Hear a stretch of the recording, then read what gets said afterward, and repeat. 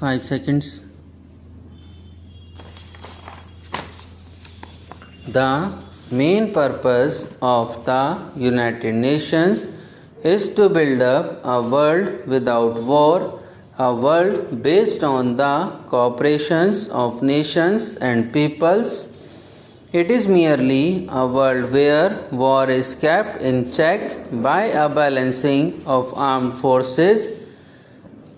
It is much deeper than that.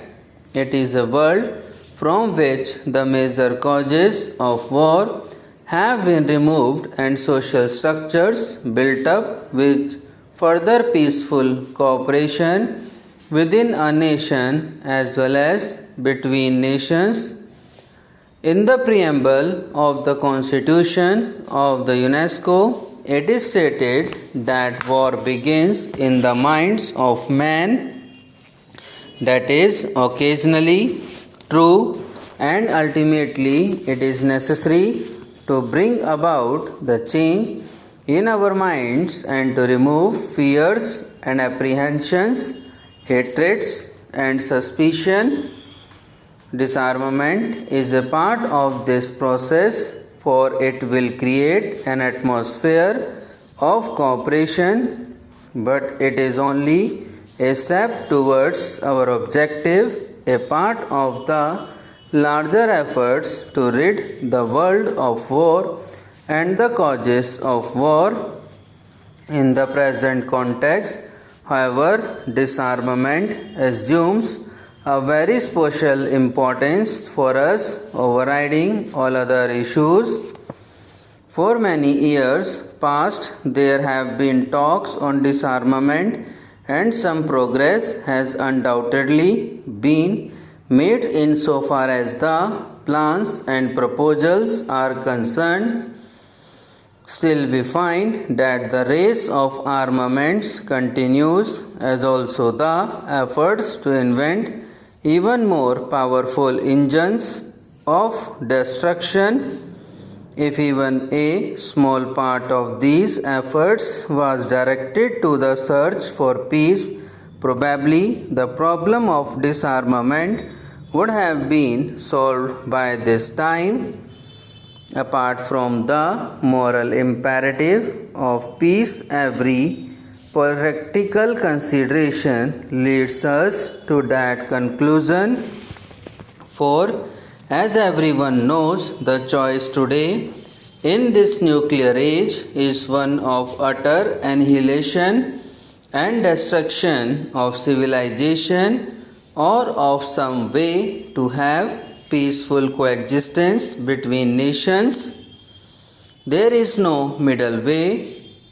If war is an abomination and an ultimate crime which has to be avoided, we must fashion our minds and policies accordingly.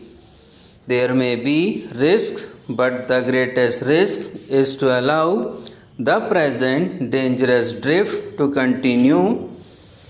In order to achieve peace, we have to develop a climate of peace and tolerance, and to avoid speech and action which tend to increase fear and hatred. And at the present, it may not be possible to reach full disarmament in one step, though every step would be conditioned to that end. We live in an age of great revolutionary changes brought about by the advance of science and technology.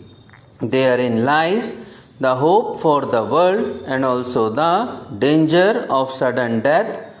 Because of these advances, the time we have for controlling the forces of destruction is strictly limited. If within the next 3 or 4 years effective disarmament is not agreed to and implemented, then all the goodwill in the world will not be able to stop the drift to certain disaster. In the context of things as they are today, the great nations, the United States of America and the Soviet Union, hold the key to war and peace.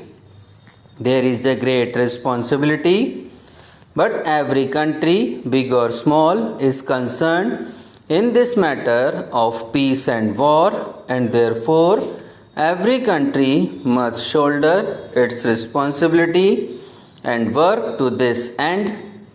In order to deal with these big issues effectively, we have to take big and impersonal views. It is only the United Nations as a whole that can ultimately solve these problems. Therefore, while all efforts towards disarmament must be welcomed, the United Nations should be closely associated with such efforts. The question of disarmament has been considered at various levels. There is the question of general disarmament and of the ending of test explosions of nuclear and thermonuclear weapons. So far as test explosions are concerned, considerable progress has been made in the discussions of the committee which has been meeting in Geneva. Indeed, it would appear that an agreement has been reached on many basic issues and only a little more effort is needed to complete this agreement. I suggest that a final agreement on this subject should be reached as early as possible. This is not strictly speaking disarmament, but undoubtedly any such agreement will bring a large measure of relief to the world. Disarmament must include the prohibition of the manufacture, storage, and use of weapons of mass destruction, as well as the progressive limitation of conventional weapons. It is admitted that disarmament should take place in such stages as to maintain broadly the balance of armed power. It is only on this basis that success can be achieved and this pervading sense of fear countered. It must also be clearly understood that disarmament and a machinery for control must go together, and neither of these can be taken up singly. And now a proposal has been made that the question of disarmament should be referred to a committee of experts. In fact, experts have been considering this matter during the past years, and we have had the advantage of their views. Subscribe now and press the bell icon. Never miss an update.